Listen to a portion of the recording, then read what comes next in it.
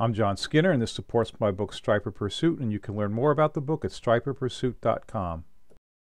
In this video, I'll be using 1 ounce S&S John Skinner Smiling Bill bucktails tipped with otter tail bait strips.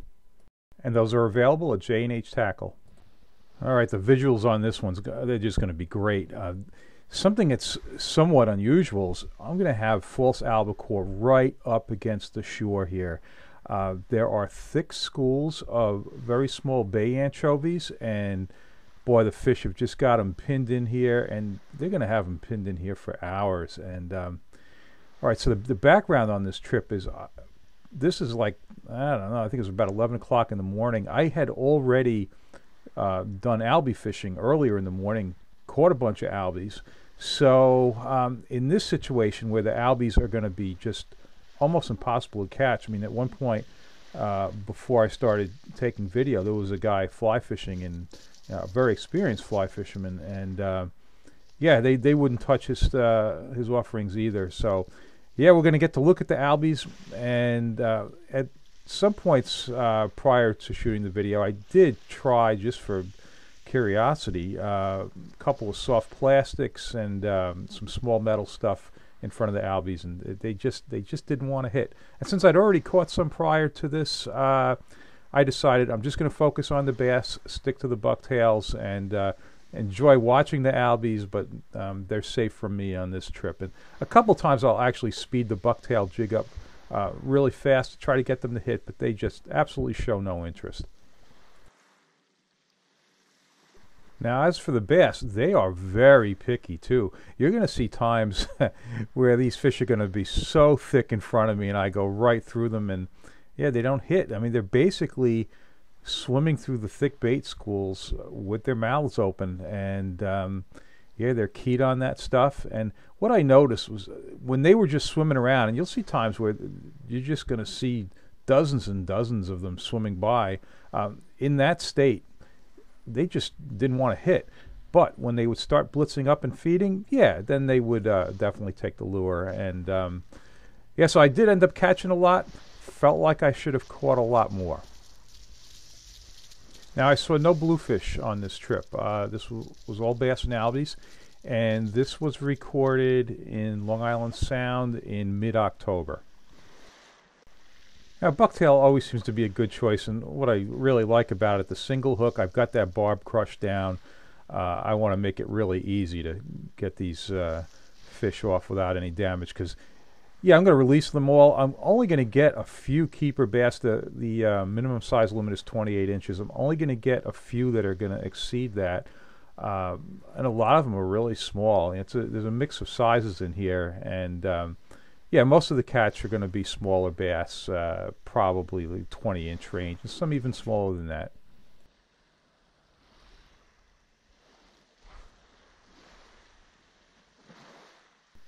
Boy, and as these fish are swimming by, it's kind of easy to tell the difference between the bass and the albies, even if you can't see the details. The albies are the ones that are just flying by with a lot of speed, and that was exciting to watch, because just haven't had many chances to be right on top of them like this, right up against the shore. The lighting was good, the water was clear, and we're going to see some great looks at these things. So there's one other guy on the beach. He's tucked in that corner there, which is a good spot, because the fish keep pushing the bait up against there. He's throwing a popper the whole time. I did not see him hook a fish. I never saw a bent rod there. So that just gives you a little idea with these fish on this tiny bait. A 6-inch popper across the top of the water just wasn't getting any interest at all. Now, one of the problems I did have was we'd had some wind the day before, and it kicked things up, and there's a fair amount of weed in the water. And there's quite a few times where I make a cast in there, and then the jig gets fouled pretty fast. So that probably cut into the catch a little bit. I mean, these things are being picky, and I'm going through them plenty of times with a clean jig and not hooking up, but the weed definitely was a little bit of a problem. Okay, the rod is a 7.5-foot Penn Battalion, rated 10 to 17 pound test line. Same rod that I use for false albacore fishing. The reel is a Penn Clash 4000. Looks like a slammer because I took the handle off a slammer and put it on the Clash. It's a great combination, and it just switches right over on the 4000. And the line is 20-pound test braid, and I've got a 3-foot leader. I believe I'm using 20-pound test fluorocarbon on this because actually I had been Albie fishing with this outfit earlier, and then came here and got onto these bass. So I'm not even using the heavier leader material. I'm using the 20-pound test. So geez, that should have helped me with the Albies, but it really didn't. I'm trying not to handle these fish. It's a nice slope there. If you can push them over that edge, you're going to slide right into the water, and I don't have to handle them, so that's good. And I'll put links to all of the gear in the video description.